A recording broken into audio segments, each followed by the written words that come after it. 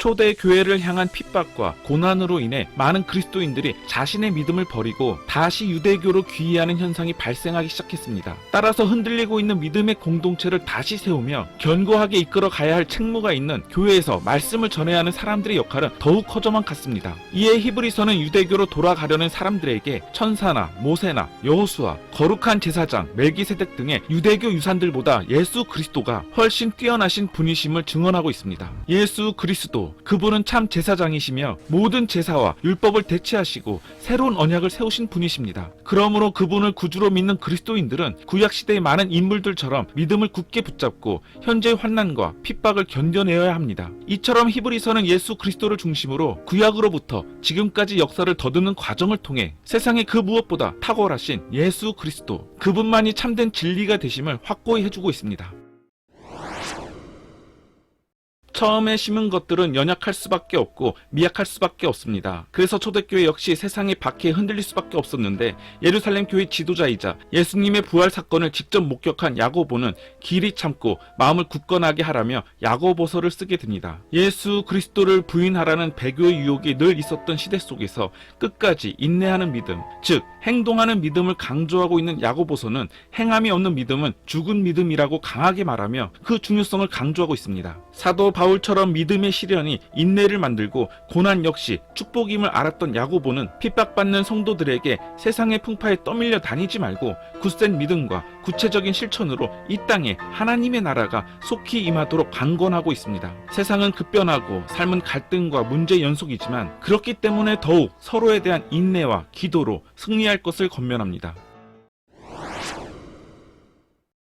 서기 64년 로마의 네로 황제가 로마의 화재 사건의 책임을 그리스도인들에게 전가하면서 기독교에 대한 박해가 급속히 가중되었습니다. 이런 상황 속에서 예수님의 수제자였던 베드로는 교회의 장래를 염려하며 성도들에게 소망을 주기 위해 편지를 쓰게 되는데 그것이 바로 베드로 전서입니다. 썩지 않고 더럽지 않고 쇠하지 않는 유업을 잊게 하시는 살아있는 소망 예수 그리스도, 그분께서 다시 강림하실 때 주님께서 주시는 칭찬과 영광과 존귀가 모든 괴로움을 잊게 해줄 것이라고 선포하고 있는 이 말씀은 미래에 대한 강한 소망과 비전이 있는 사람에게는 현재의 시련과 고난을 기쁨으로 이겨낼 수 있는 힘이 있다고 말합니다. 이처럼 베드로 전서는 예수 안에서 산 소망을 근거로 예수님을 믿는다고 하는 사람들은 무엇보다 열심히 서로 사랑하라고 말씀을 전하고 있습니다. 욕을 받으시되 욕하지 아니하시고 고난을 받으시되 위협하지 아니하신 예수 그리스도를 기억하며 예수 그리스도의 그 크신 사랑을 받은 사랑의 빚진 자로서 겸손하게 하나님의 은혜에 굳게 서야 할 것입니다.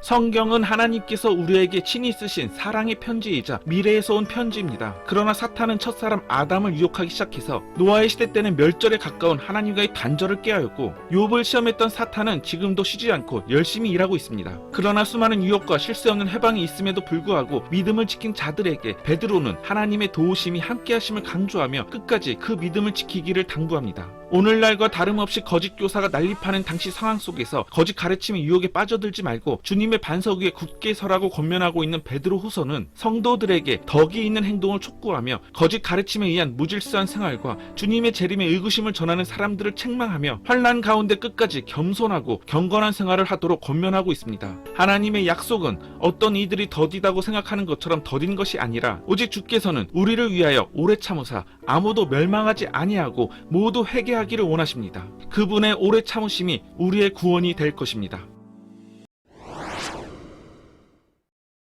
예수님을 믿는다고 하면서 하나님을, 이웃을 사랑하지 않는다면 그는 거짓말쟁이며 그에게는 진리가 없습니다. 라고 말씀하고 있는 요한 1서는 예수님을 세상의 생명이자 빛이요 사랑이라고 고백하고 있는 사도 요한이 쓴 편지로 요한복음이 예수님께서 어떻게 세상의 빛으로 사셨는지를 보여주고 있다며 요한 1서는 세상의 빛 대신 예수님을 믿는 그리스도인들이 세상의 빛으로서 어떻게 삶을 감당해야 하는지 말씀하고 있습니다. 따라서 요한 1서의 주제는 하나님과 이웃과의 사귐으로 사도 요한의 신앙이란 하나님과 이웃과의 교제입니다. 바로 그 교제의 완성이 사랑입니다. 서로 사랑하라는 이 말씀은 처음부터 들은 소식으로 하나님을 아버지라 믿고 그의 아들 예수 그리스도의 이름을 믿는 자들은 그가 우리에게 주신 계명대로 서로 사랑해야 할 것입니다. 사랑은 여기 있으니 우리가 하나님을 사랑한 것이 아니요 우리가 사랑함은 그가 먼저 우리를 사랑하셨기에 우리가 이 계명을 주께 받았기에 하나님을 사랑하는 자는 또한 그 형제를 사랑해야 합니다. 영생 주께 있으며 그 이름을 믿는 사람들에게 주어졌습니다.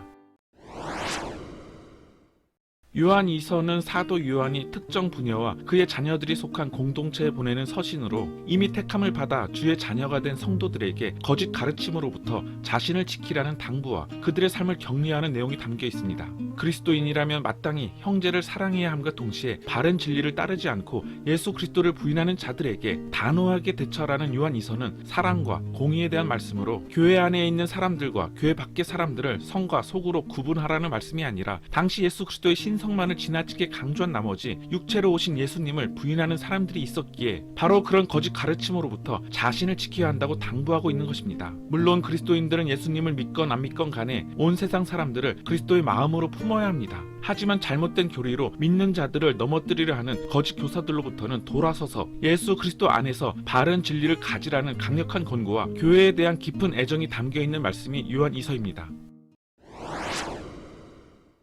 사도 요한의 감사 편지라 할 수 있는 요한 3서는 요한이 가이오라는 사람에게 보낸 서신으로 어려운 상황 속에서도 복음을 전하는 사람들을 잘 대접한 가이오에게 전하는 감사와 기쁨의 내용을 담고 있습니다. 당시 이곳저곳을 옮겨 다니며 복음을 전해야 했던 복음 전도자들에게 가이오는 먹을 것과 머물 곳을 제공하여 그들이 새 힘을 얻어 다시 복음을 전할 수 있도록 도와주었습니다. 이처럼 물심양면으로 수고한 가이오에게 요한은 사랑하는 가이오, 내가 참으로 사랑하는 자로 시작해서 사랑하는 자여, 내 영혼이 잘된 같이 내가 범사에 잘되고 강건하기를 간구한다며 그 감사와 기쁨을 기록하고 있는데, 가이오의 선행은 진리 안에서 행한 것이며 그것은 신실한 일이자 사랑으로 할 말이 많으니 이럴 게 아니라 속히 보고 싶다며 직접 만나서 이야기하자는데, 이를 통해 요한 3서가 얼마나 기쁨과 감사가 충만한지, 그리고 보고 싶고 만나고 싶은 그 마음이 얼마나 간절한지 살펴볼 수 있습니다.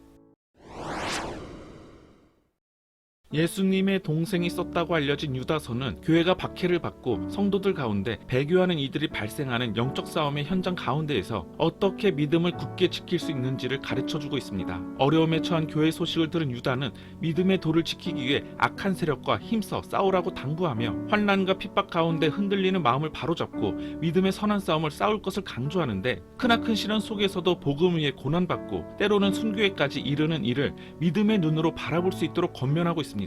예수 그리스도의 부활은 그를 믿는 모든 사람들이 이미 승리하였다는 중요한 의미를 가지고 있습니다. 그러나 싸움은 완결된 것이 아니라 오늘날에도 계속되고 있습니다. 그래서 서로의 격려와 기도가 필요하고 또한 스스로의 의지와 노력이 필요합니다. 하나님께서는 능히 우리를 보호하시며 거침이 없게 하시고 우리로 그 영광 앞에 흠이 없이 기쁨으로 서게 하실 것입니다.